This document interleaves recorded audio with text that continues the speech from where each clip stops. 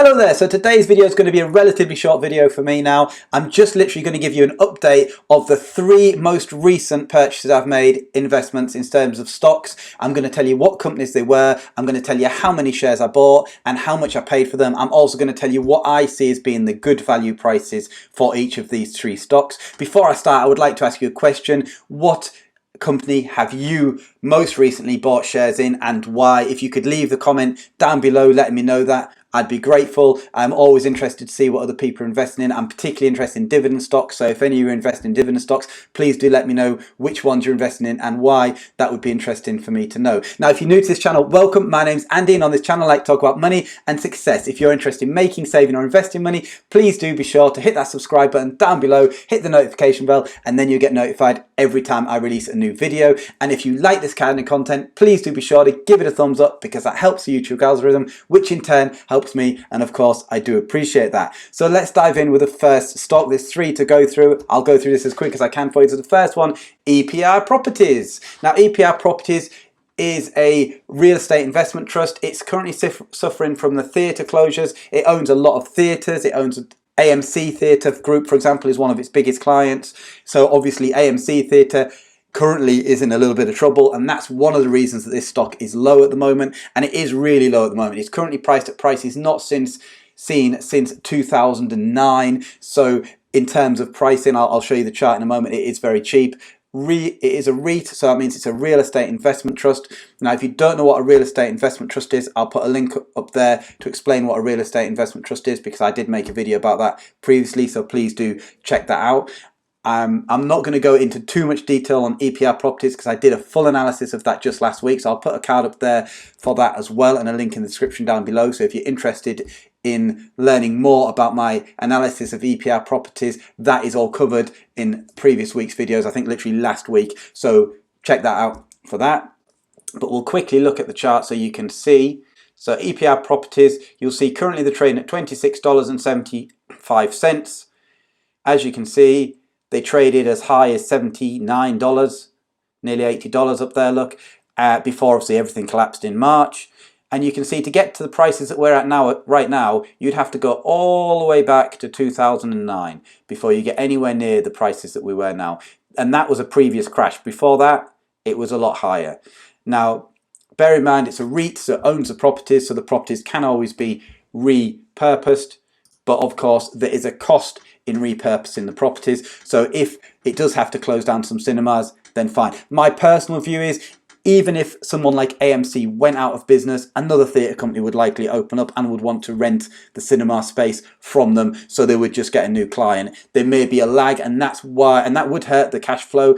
But this company has stopped its dividends. I've made a video about that as well. I'll put a link to a card there, a link to that video up there in a card, and I'll put a link to the description down below for that as well, explaining about that, which I personally think was a prudent thing for it to do. I've made videos analysing this company quite a lot, so I don't want to go too much into depth about that right now in this particular video, but needless to say, I think it's good value. I personally bought more shares. I bought 100 shares at a price of $27.96 last week on this one. It's currently under that, so you can buy it even cheaper than I did right now.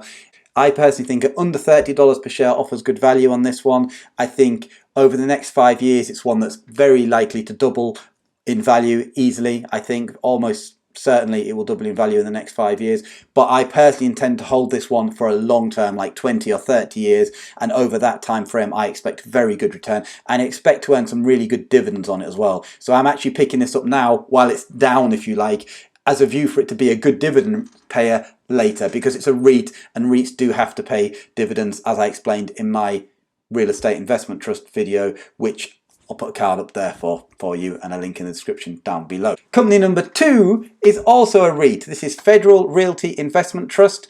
I've made a video analysing them before and comparing them to Realty Income Corporation, which is the monthly dividend company, of course. You will be aware of them, most people are. I'll put a link up there to that and in the description down below. Federal Realty Investment Trust, I think at the moment a very good value. It's offering a 5.8% dividend yield. It's a dividend king. Now, if you don't know what a dividend king is a company that has paid increasing dividends every month for 50 or more years. Federal Realty Investment Trust is one such company. I have made a video about Dividend Kings in the past. I'll put a link to that before up there and in the description down below. So if you are interested in learning more and seeing what other Dividend Kings are out there, I've made that list for you already in another video, so you can check that out. But Federal Realty Investment Trust is one of those.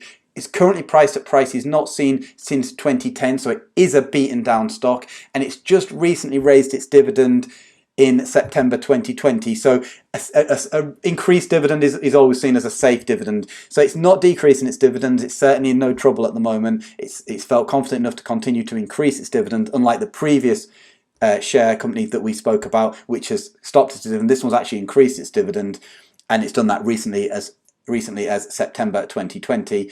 And this pays dividends quarterly. So let's have a quick look at the chart for that one, and then I'll be showing you how much I paid for it. So here's the dividends. As you can see, here are the dividends for Federal Realty Investment Trust, and you can see it's been increasing its dividends pretty much forever, and you'll see just recently it increased its dividend in September. So on the 21st of September 2020 it increased its dividends. But let's have a quick look at the chart. So it's currently trading at $73.13. You can see it was a lot higher before the crash. It's basically not really recovered, which means it's still good value right now compared to its previous highs. Bearing in mind it's a REIT, so it owns in property, so intrinsic value is there as well, which I've gone through in previous video, as I said. And if we look at the maximum, you can see it grew. It had a crash there when there was a previous property crash, grew again, fell for the 2016, 2018 crashes, back up, and then it's currently down. So it is another one. I believe over the long run it will increase. So there's the opportunity for capital gain here, as well as that nice solid dividend, which, as I said, it's a 5.8% dividend yield right now. So you're getting a really good return on that. So let's have a look how much I bought. I bought 40 shares at a price of $74.94 per share.